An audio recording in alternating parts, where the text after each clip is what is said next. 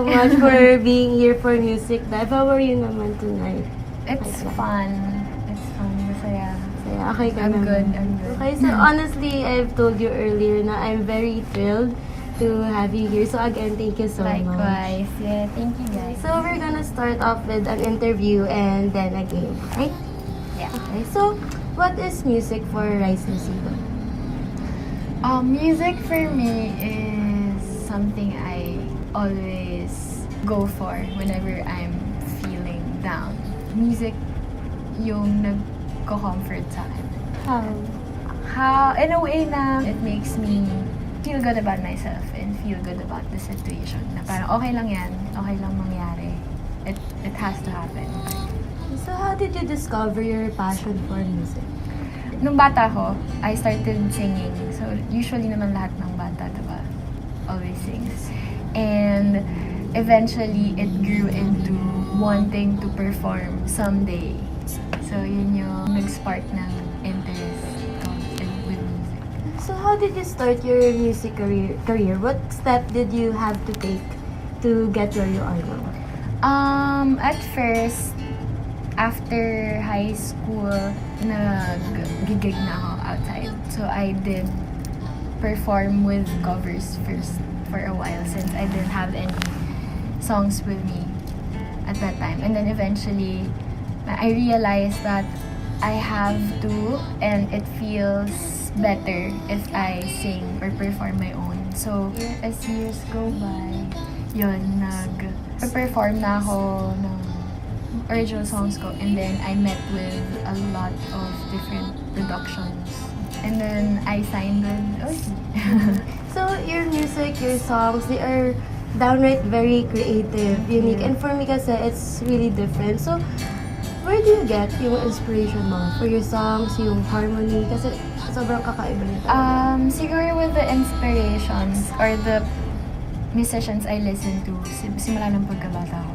And it varies kasi from folk to jazz, diba? Parang it's really different. But then, I get to open my mind or I get to explore more on yung mga music na nag-play around me or yung mga music na sinishare with me.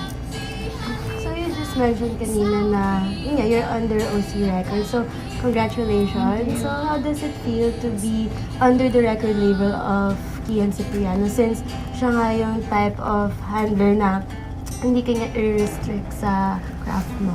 With OC, they give me the freedom to create my own.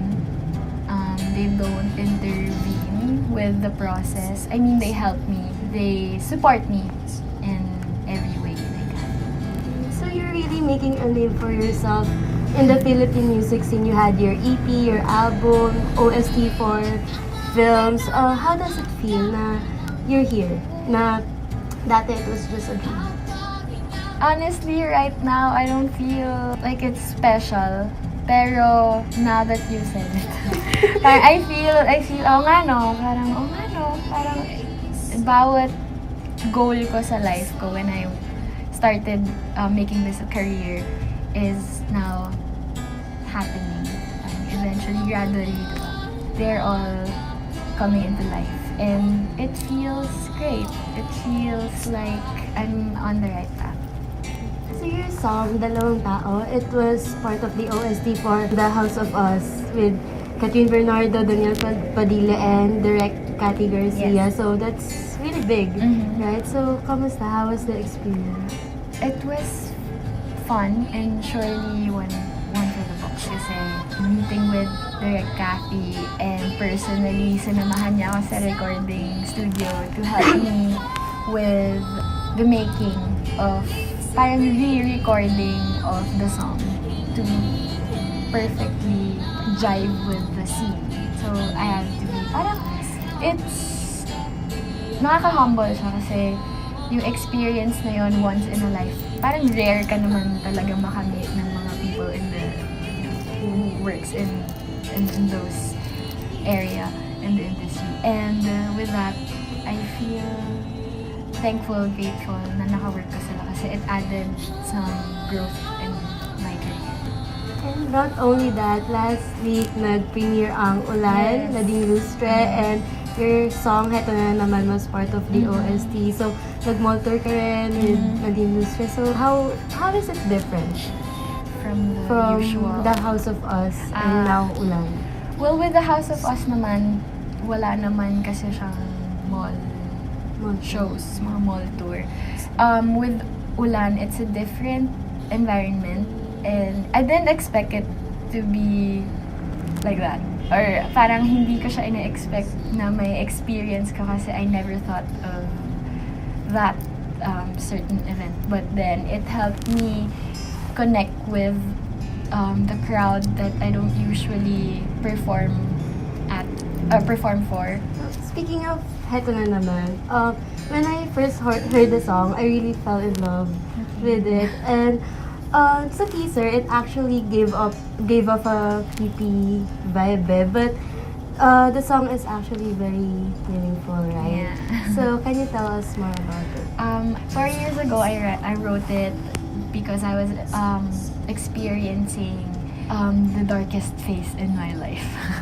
Yun. And then, I had no other way of explaining it but that. So, lahat lang nung nasulat ko nung time na yun, or kung ano man yung naririnig natin ngayon, is purely from that experience and walang nabago. I mean, may nabago, but then the emotion is stuck there.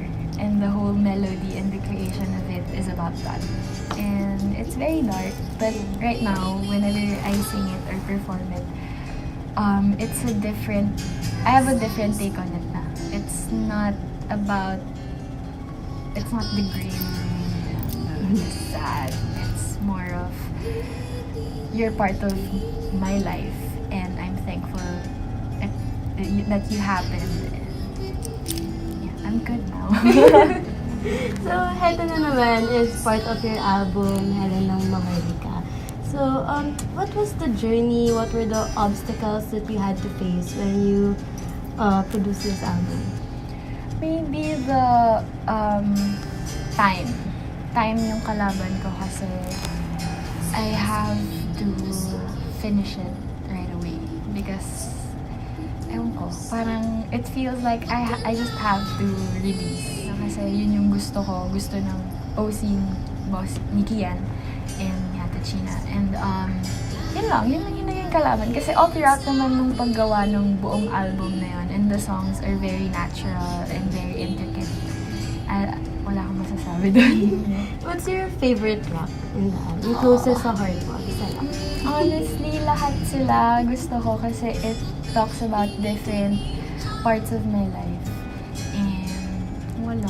Siguro yung favorite ko i-perform yung Salarin because it's jumpy and it's an ironic song. I wanted to bring up din pala, you released also the music video for Heto Na Naman. And may dance Yeah. moves ka doon. How was it? How was the experience? Yon sobrang, it's a fast-paced project. And yung process nung pag-shoot ng music video was very collaborative. Lalo na yung concept na naisip. Kasi ako, yung concept na naisip ko parang wala talaga. I mean, wala siyang definite image in my head. But then, with Direct Norvin, he helped me with the curation of the concept. And with that, yun yung output. So, congrats. Ang ganda nung MV. Yeah. And it's only the first quarter of the year, pero may album, may MV, then may Ulan. But of course, nagsimula pa lang ang taon. What's next for Rice Lucido? A lot of things that I don't know yet. Marami pa akong baon. Sobrang dami pa. Collaborations with artists. Yun yung pinaka-inaabangan ko kasi it's exciting. Still a secret. And abangan na lang. Abangan na lang namin. Collaborations and hopefully music video. Again. So, of course, what's your advice for aspiring artists out there, especially yung mga solo artists? To all the musicians right now who's just starting, tibayan yung loob nyo. Kasi katulad nga ang sabi ni Bulat, ano yan eh, patibayan tong dito sa career na. Kasi you're not just being passionate, your dedication is being tested, your mind is being tested, and your passion itself is being tested. So thank you so much, Thank Rice, you. for sharing everything about you and your music. But of course, we want to get to know you more, a little bit personal. So ito yung favorite part ko ng Music Live, yung game. Alright. So you're familiar with Fast Talk naman, right? Oh yeah. Okay, so ready? Sige. Last song that made you cry. It's All Over by the Broken Family Band. Okay, complete the sentence. Sana meron akong... Sana meron akong pera. Last person who made you happy. Oh, my, pwedeng animal din ako. The person that made me happy, my boyfriend. Sexiest part of your body. My mind. Sexiest part of a guy's body. Hands. One thing you can't lose. My voice. Your favorite OPM song of all time. Magkabilaan ng mundo. Joy Ella. Dream concert venue. Arineta. Sex or sinigang? Sinigang. Complete the sentence. Love is... Unconditional. In one word, describe yourself for the following. Rice Lucido as a daughter. Is loving. Rice Lucido as a girlfriend. Loving. Rice Lucido as a singer. Oh God. Empathic. Lastly, to end this, sing the song that empowers you. Rose and flows and angel hair and ice cream castles in the air and feather flowers in the air. I've looked at clouds at you. I've looked at clouds from both sides now. From up and down and still somehow love's an illusion I can't control. I really don't know love at all. Okay, so thank you so much, Rice. So, saan Thank you, ka guys. pwedeng hanapin ng mga tao if they want to see you perform live? Yes, you can follow me on Facebook or Instagram or Twitter. I post my gig schedules there. It's Rice Lucido. And also on Spotify for my music if you're interested. Spotify, iTunes, Apple Music. Thank you. Thank you.